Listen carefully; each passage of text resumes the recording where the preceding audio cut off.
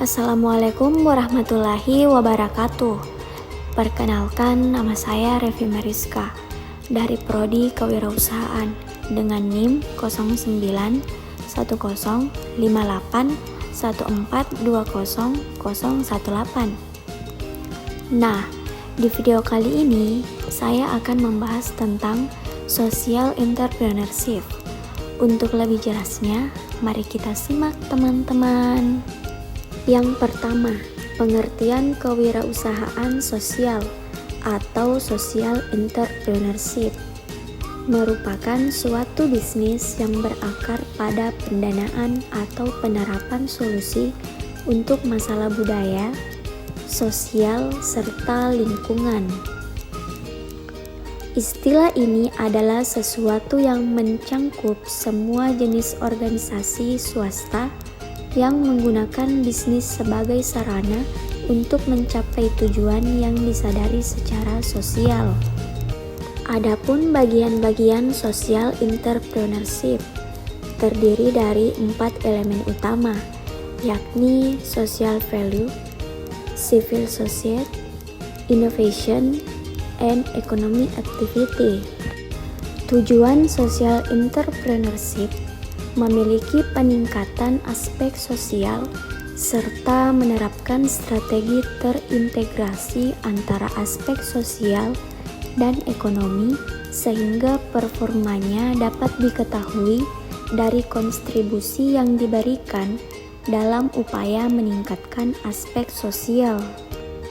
Nah, untuk manfaatnya, social entrepreneur memiliki upaya berkelanjutan dalam memberikan ide-ide segar untuk dapat menyelesaikan masalah sosial yang berbeda-beda.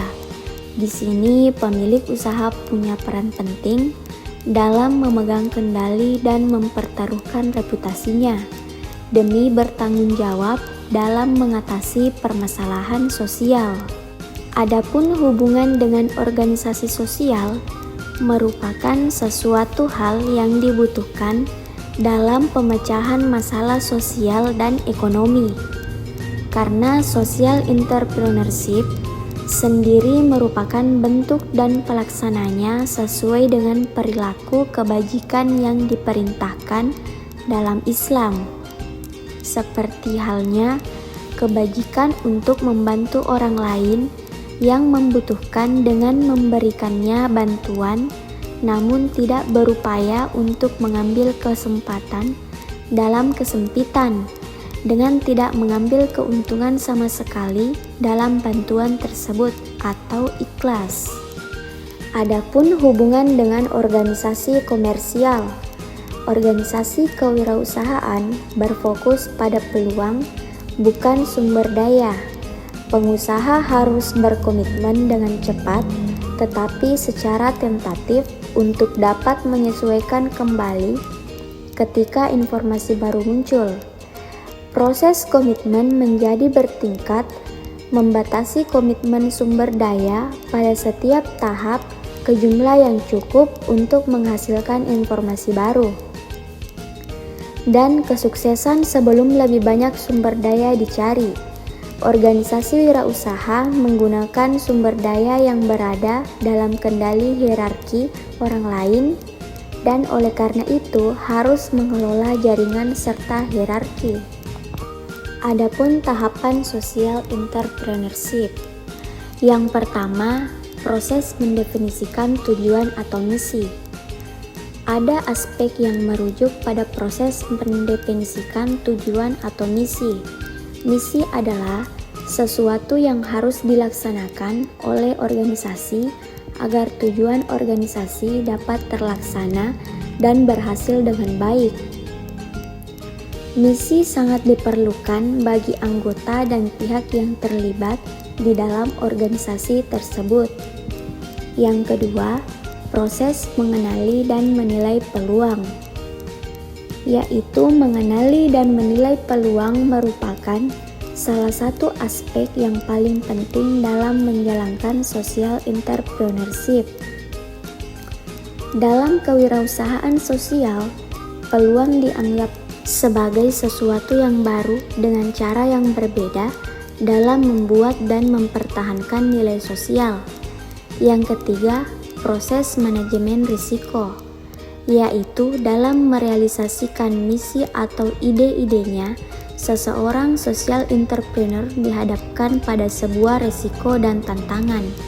Risiko adalah kemungkinan yang tidak diharapkan dan tidak sama sekali diekspektasikan. Yang keempat, mengidentifikasi dan menarik pelanggan.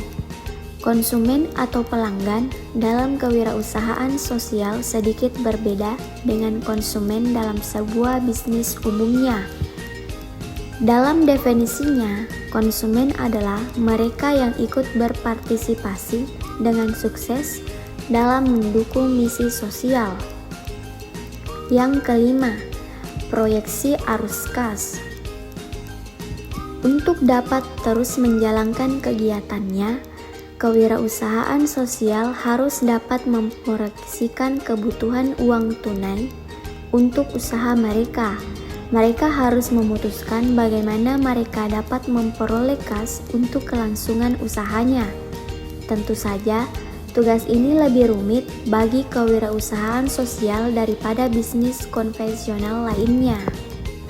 Adapun tantangannya, 1. Ide. Kewirausahaan sosial dimulai dengan sebuah ide. Ketika memulai perjalanan kewirausahaan sosial Anda, ingatlah untuk memilih alasan yang Anda sukai dan Anda harus mempercayainya. Ide tersebut harus memiliki dampak sosial yang luas pada komunitas sasaran, menawarkan solusi berkelanjutan untuk masalah yang kompleks dan mengakar. 2. Rencana. Sementara hasrat dan gagasan penting, diperlukan strategi untuk mencapai tujuan. Sebuah rencana terstruktur yang menjawab apa, di mana, kapan, siapa, dan bagaimana. Itu dibuat dengan pemahaman tentang lingkungan di mana entitas berfungsi, memungkinkan kewirausahaan untuk menghadapi perkiraan sebelumnya dan tidak terduga tantangan dan mencapai hasil yang diinginkan. Ketiga, tim. Seringkali seseorang wirausahawan mungkin membutuhkan lebih banyak keterampilan daripada yang ia miliki. Pengalaman yang relevan sangat berguna, jadi temukan mitra yang tepat yang dapat menyumbangkan keterampilan yang tepat. Dapatkan buy-in dari orang-orang di sekitar Anda, teman, keluarga, dan orang-orang yang Anda temui dalam perjalanan Anda yang memiliki visi yang sama dengan Anda, merasa kuat dengan tujuan Anda, dan dapat memberikan bantuan khusus dalam hal keterampilan atau kontrak. 4. Tentang visibilitas dan teknologi. Di era internet dan media sosial, perusahaan sosial memiliki platform unik yang menawarkan jangkauan global yang luas ke dunia besar orang-orang yang berpikiran sama yang mau menyumbangkan keterampilan, dana, dan sumber daya lainnya. Platform crowdfunding menawarkan untuk menjangkau dana lintas batas geografis. Yang terakhir, keberlanjutan moneter. Bagian terakhir dari teka-teki kewirausahaan sosial ini bukan tentang menemukan donor seperti dalam amal biasa, tetapi kemampuan untuk menciptakan model mandiri yang akan menghasilkan sumber daya moneter yang diperlukan untuk tidak hanya menjalankan perusahaan tetapi juga skala. Mungkin sekian pemaparan dari saya, semoga bermanfaat bagi teman-teman. Assalamualaikum warahmatullahi wabarakatuh.